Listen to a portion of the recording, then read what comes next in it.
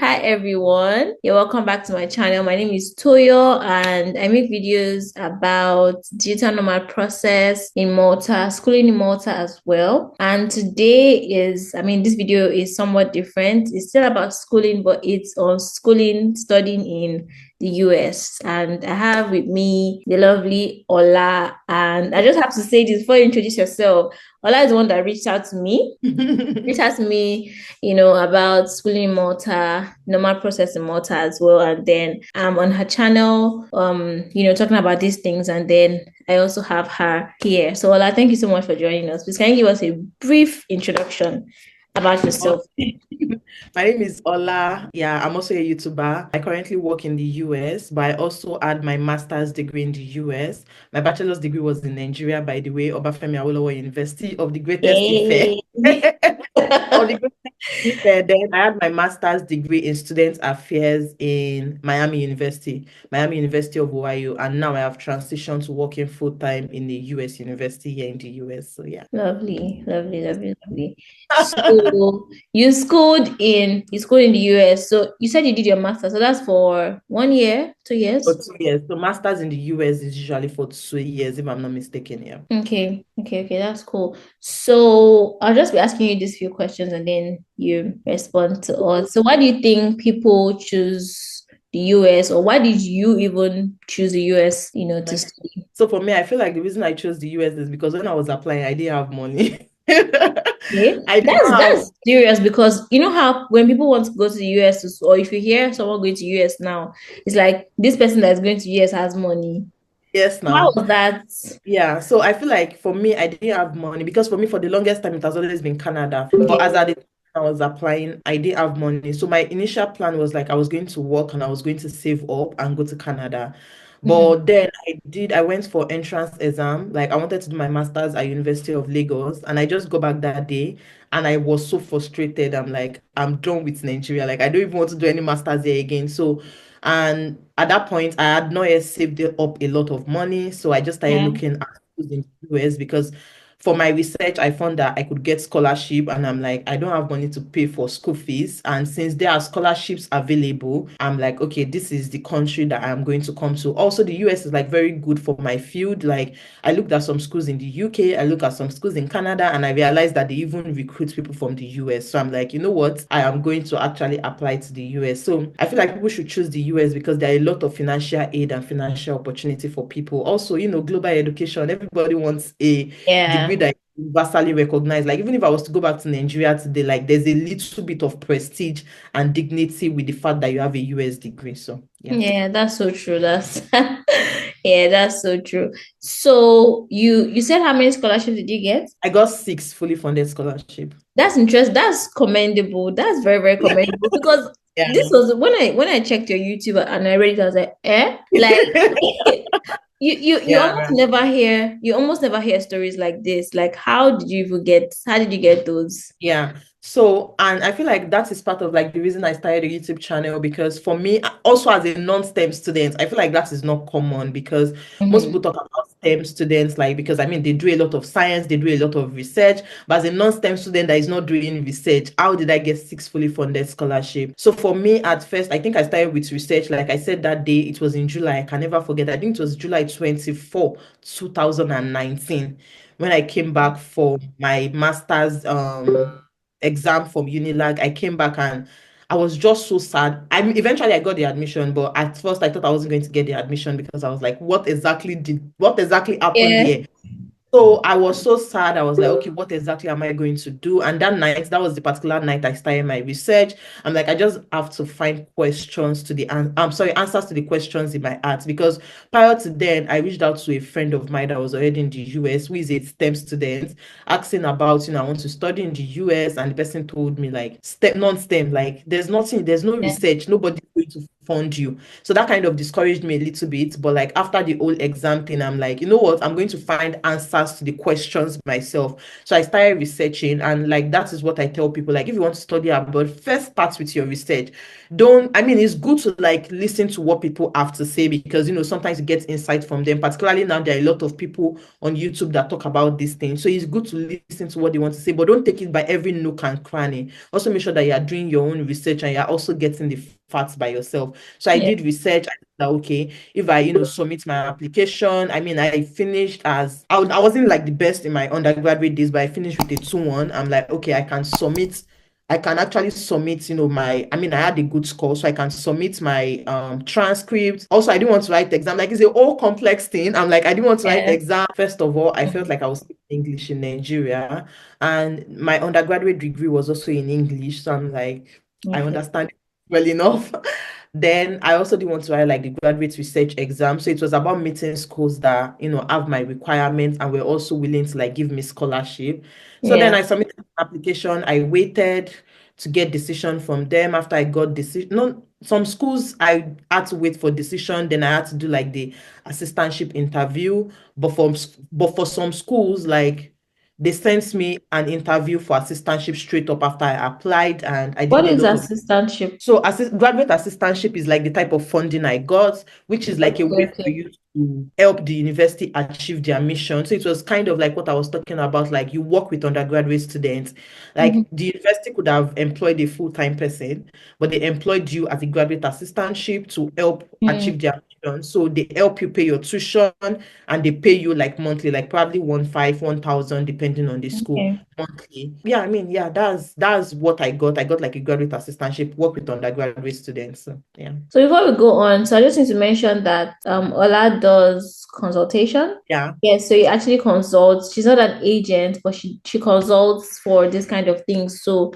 of course I'll link everything about her consultation, her contacts and everything, her YouTube. So if you're interested and you want to contact her, you can as well go ahead. I believe this consultation is paid, right? Yeah, it's paid consultation. Paid But like I consultation. tell people, like you do not need a paid consultation to actually study in the US. Like paid consultation is just for people that, they are so scared. They just need somebody to, like look over the Yeah. process.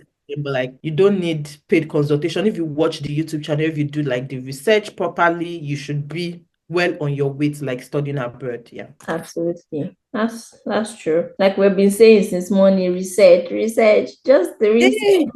Yeah, so Yeah. okay. So what is the duration like for, or what was the duration for application? So when did you start? When did you finish? When, like, everything to get the visa and actually get to the US? So that's something like I usually advise people. It's not even I usually advise people. The way the US admission process is, there are 2 terms. Some schools have 3 terms, and the 2 terms are like spring, which usually starts in January or February, and fall, which usually starts in August or September.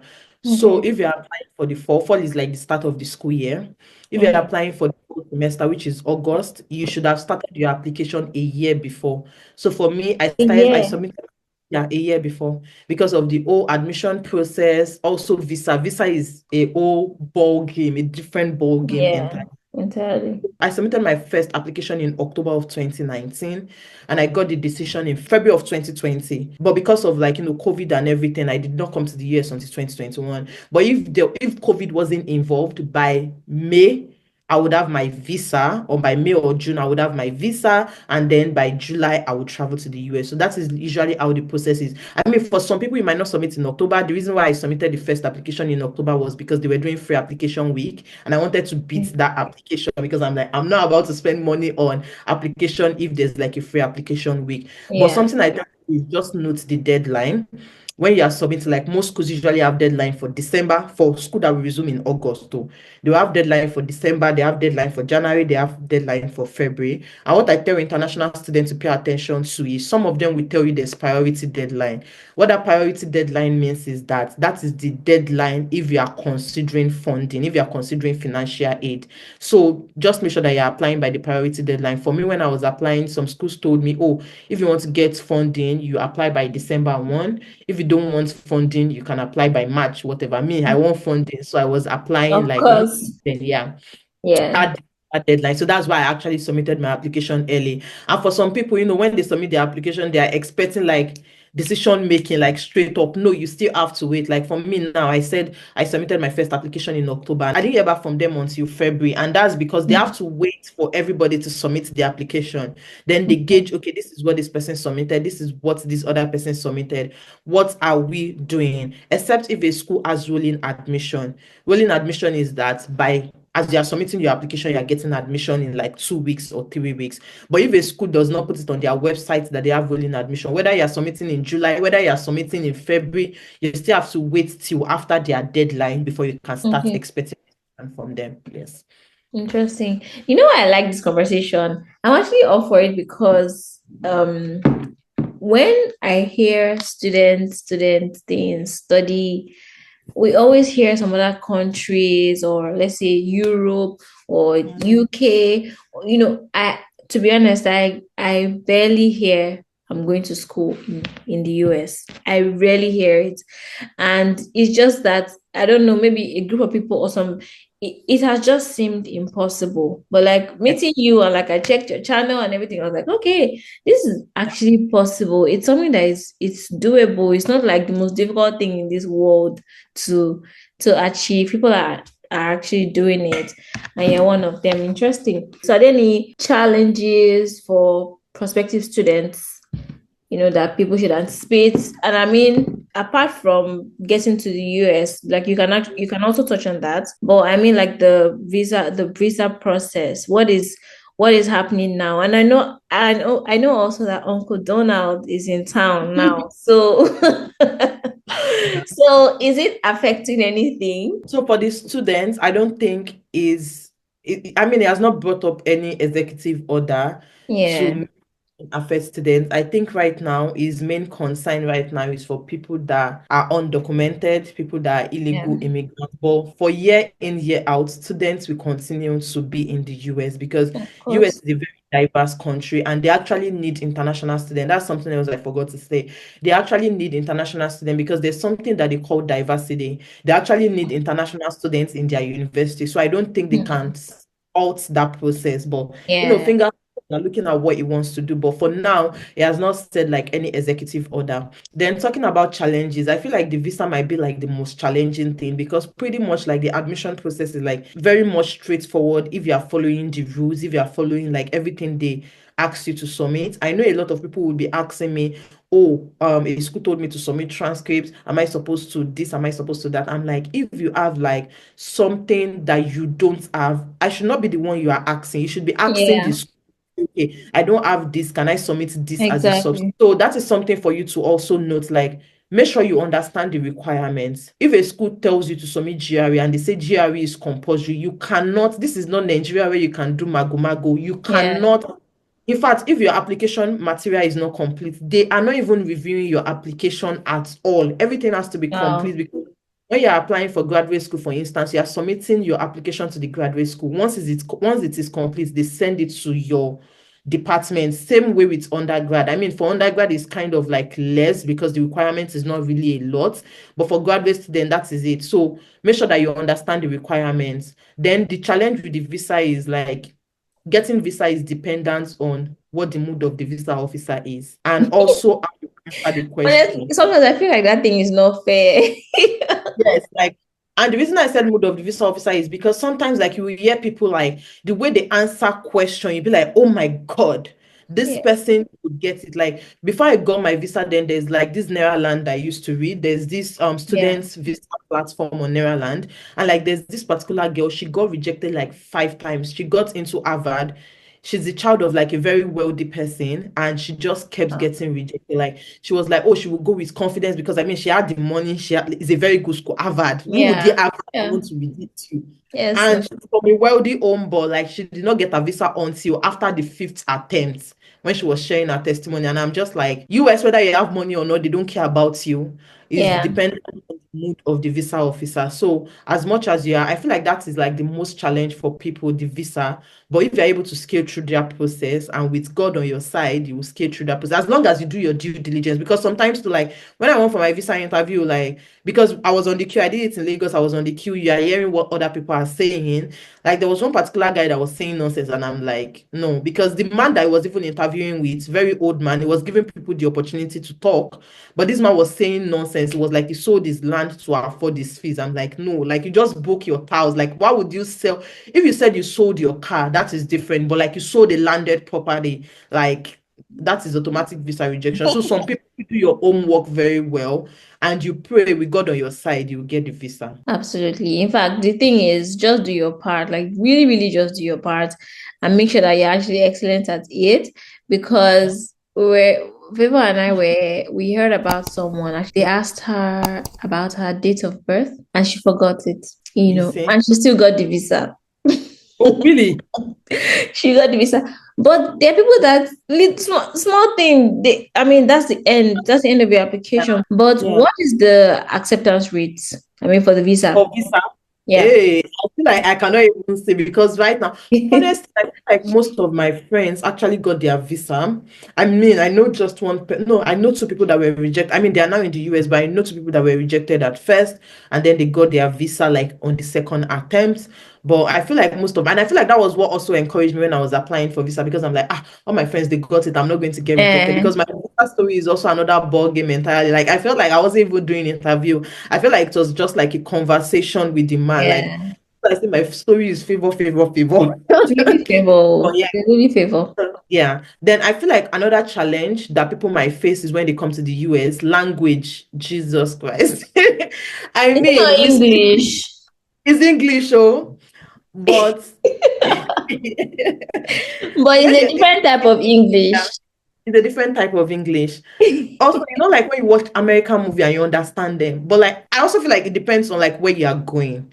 Like if you are going to a place where like there are a lot of black people, you might understand them. But like when I first moved to the US, I was in Ohio, which is like predominantly white people. Okay. I was trying to understand them, but they were not even putting any effort into understanding you. Like they might say something like, "Oh, are you speaking English? Please come again. Please do this. Please do that." So that might be a challenge for you.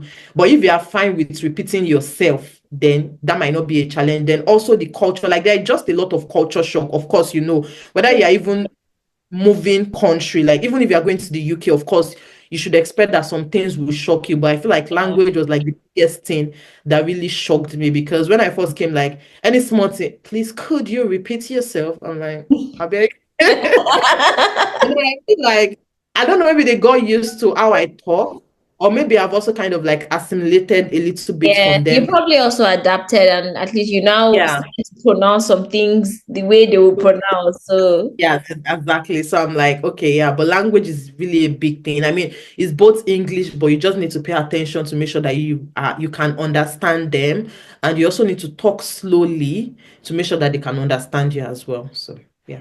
yeah, okay. So do you have like a list of schools that you would recommend, or like how do people even find these schools to Mhm. apply? For undergraduate degree, I feel like if a school has scholarship for you, they have scholarship for you because like again for undergraduate degree it might be hard to find a school that will fully fund you Okay. but you can apply for external scholarship. I've heard of people that applied for external scholarship. I've heard of people that took students loan to help you with the other part of the cost, and I've heard of people that got grants from like institution from even Nigeria, like some private institution like that, they give grants for students. But for undergraduate degree, like it's pretty much like straightforward. Apply. If a school has scholarship, they will give you scholarship. Once you get scholarship, if you have offers from other school, you can bargain with them to say, "Oh, I really want to come to this university, and this school has given me more offer. Can you please up my financial aid?" That's for undergraduate students. But for graduate students, I also feel like it is hard to like say, okay, these are the schools to apply to because it is dependent on the course. Now, for instance, a school, a university might be offering funding for English, they might not be offering it for chemistry. A university might be offering scholarship for chemistry, they might not be offering it for English because again, most graduate students depend on graduate assistantship. From Mm, PhD, maybe they depend on fellowship and grants and some graduate assistantship, but for most master students, they depend on graduate assistantship. So if your university does not have graduate assistantship position in that particular field that you want to apply to, it might not be easy for you to actually get. You might get scholarship, but it might not be the entirety of your tuition, if that mm. makes sense. Investing in the US are expensive, and that's why I tell people Correct. to, like, you know, you want to pay out of pocket, go there are affordable universities in the US as well. There are universities that you get like 7,000, 4,000. Those ones are Okay. still affordable. The university I went to was like 12,000 per semester, 24,000 per year That's for crazy. master. That's crazy. So that's why I say, if I did not get scholarship, like there's no way I Yeah, would have afforded it if I didn't get scholarship. So that is just like, just do your due diligence when you are applying, when you are checking for school. Make sure you are checking for school in your field. Then also when you are applying to school, make sure that you're not looking at the top schools. I mean, it's okay to be optimistic and looking at top schools, but as much as you're having those top schools, also have like safe schools on your list, just yeah, in case those top schools give you rejection letter, as they call it, love letter. You can have, the safe schools that you know that are, no what comes to worst, it's not possible. yeah, This because my profile is just so good. Because yeah. always know that a lot of people are targeting those top schools. And something else I would say is, like, especially for master students, right? The fact that a university is a top school does not mean that's a top school in your field. Like, a way for you to know the top school in your field is to go to usnews.com. I'm going to send you the link. Just Okay. type masters in probably chemistry, the one that comes first, that's the top school in your field. You can apply you, but also drop it down to like number 30 downwards. As much as you're Mm, applying, to also drop it a little bit down. So yeah. yes. Interesting. Nice. Thank you so much. So, what is it like after school? Because I know Okay, you're yes. not schooling right now, you're working. Yeah. So what's it Yes. like after school? Like the job opportunities? Is it easy to get jobs there? What's the pay like? Because honestly, the US seems like green land. It's like Great land, pastor. a green pasture to a lot of people. So what's it like? I mean, so like I feel like it's like the same everywhere. If you do your due diligence, you would Yeah, get a get after school. Like, so something else is, after you graduate, you have a post-work authorization. For yeah. non-STEM students like myself, you have 1 year post-work authorization. For Okay. STEM students, everybody has 1 year basically. But Okay. STEM students are able to renew after the 1 year has elapsed. They're able to renew for additional 2 years, which means that they have 3 years in total. But for non-STEM students, after the 1 year, you have to ask yourself what next. Either you go back to school, or you get a job that will sponsor you, or you kind of like look into other immigration pathway. But for STEM students, after the 3 years, also there are different things that you can do. Like there's NIW, where you can self-petition yourself. I feel like that is what most people are doing right now. They apply for NIW. If you feel like you've contributed to the US economy, or you are an exceptional person, then you have a case, then you can apply for NIW. You can apply for EB1A, which most people do, or there's also employment-based green card. But at the end of the day, something I just wanted to know is that you are not stuck. As long as you do your due diligence, like there's nothing like being stuck. If at all worst comes to worst and you don't get a job, you can go back to school. As long as you are still within that OPT period, you can always go back to school. Also, something else is, for your OPT, you need to get a job in your field. You cannot leave your field. Everything has to be in your field for you to get the OPT. So you have to get a job in your field. But what I tell people is that during your summer term, is okay for you to get CPT, which is something that helps you to do your internship. Because here in the US, they actually value practical work as regards to theory. I mean, everybody can know theory, but practical work is what gets the work done. So if you are in school, if you're able to get internship, I would say get your internship, because that way it makes the job search process easy for you, especially if you don't have graduate assistantship. If you have graduate assistantship now, that is a different ballgame, because that is also a way for you to have work opportunity. But if you are like, probably you got scholarship, or you got fellowship, or you got grants, no graduate assistantship, then get internship. Same thing for undergraduate students. You can work after you spent 1 year in the US. So after that period, in your second year, that summer, don't use it to go and to Nigeria and go and sit down. There's nothing for you. Use it Yeah. to stay in the US. Use it to find job. You might not find a job that might pay you as much as you want, but use it to find job. Then when we talk about salary in the US, honestly, I'll say that the US is doing pretty much well. I mean, you can get a job of like 80 to 100K in a year, which is Okay. not bad, at least for entry level, which is not bad, because I've heard like worse from other countries. I'm like, even Canada, I heard that you can get a full-time job of like 40, 50. I'm like, eh? And you pay for accommodation, you pay for this, you pay for that. So yes, that is how it is in the US. You can get job for like 70-ish, 75-ish to like 100. Some people get job of like 150. I had a friend that did internship. I was getting paid 10,000 per month. It's Did internship with Tesla. So it depends on your field as well. really, really insightful. Like I really hope that, people that are interested actually look into this opportunity to see that, okay, it's not just in, let me just say, Europe. There are opportunities out there, and not also Canada, not only Canada, because everybody, wants to Not go to going to Canada like this. Yeah. Canada. I mean, I feel like for Canada, I feel like the pathway is easier, but you need money. Like, and right now, I also feel like Is Canada it is really easier? in terms of immigration, in Mm, terms of like permanent residency. Yes, of course, Canada is okay, easier. yeah, yeah, But yeah. even now, they are changing the laws right now. Like, there have just been a lot of changes over the years, and it's kind of like making everything more difficult. And also because a lot of people are now looking at Canada, getting those work that can help you pay your tuition is now very difficult because like last year September was in October, I was in Canada and I met like a lot of people that were complaining about the fact that there's no longer jobs in Canada, and if you don't get job you're unable to pay your tuition. So but I mean Canada is always goated, but yeah, at the end of the day So is you this a thing can of the overpopulation, or the influx of, yeah, international students. the So right now, international, so yeah. yes, a lot of people want to, because that's why even right now, Canada keeps increasing the approval fund just to make it more difficult for people. Mm, Because a lot of people are now, especially now, like everybody is in the wave of jackpot right now. So everybody wants to go to Canada. And something else I wanted to know is that even people in Canada, their end goal is to come to the US. So at the end of the day, whatever suits you, right? Because at the end of the day, people in Canada, their end goal is to come to the US because there are more opportunities in the US than in Canada, if that makes sense. yes, So yes, interesting. So I'm not even going to ask you what the community is like, because I'm pretty sure like there's a solid Nigerian community there everywhere. Nigerians are literally everywhere. Like everywhere, even everywhere. when I moved here, that was like, oh, maybe there might not be Nigerians. The Nigerians are everywhere. I Even Alaska, Nigerians are there love because it everybody for us. everybody wants to jackpot, right? So yeah. I feel like something else I should say is like the process is not as intimidating as when we talk about it, it might look like a little bit intimidating, but honestly it's very simple.